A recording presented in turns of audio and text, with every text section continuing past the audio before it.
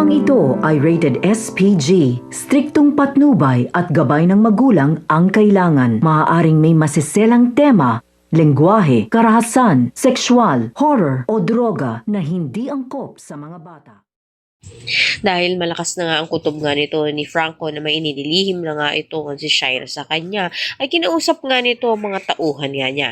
At tinatanong nga dito kung bakit nga ba madalas na nga napunta ito si Shaira dito nga sa lighthouse. Hindi na nga maikubli nga nito ng lalaki ito nga mga lihim nga nila nito ni Shaira dahil na nga rin sa napilitan na nga rin to na tinatanong na nga sila nito ni Franco. Kaya naman napaamin naman siya ng hindi inaasahan.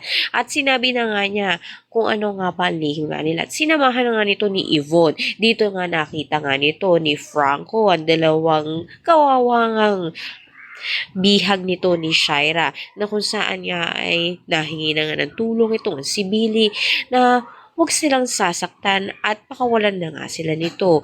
Kaya naman dito nga ay parang ang naawa ito nga si Franco. Habang ito nga naman si Yvonne ay sinabi na nga kay Shaira na alam na nga nito ni Franco ang kanilang lihim dahil sa pinuntahan nga nito ni Franco sila Billy. Naman pakatutukan nga natin dito kung ito na nga bang si Franco ang tutulong dito nga kila Billy at Tori. Ang lahat ng yan abangan natin. Maraming salamat sa iyong panood.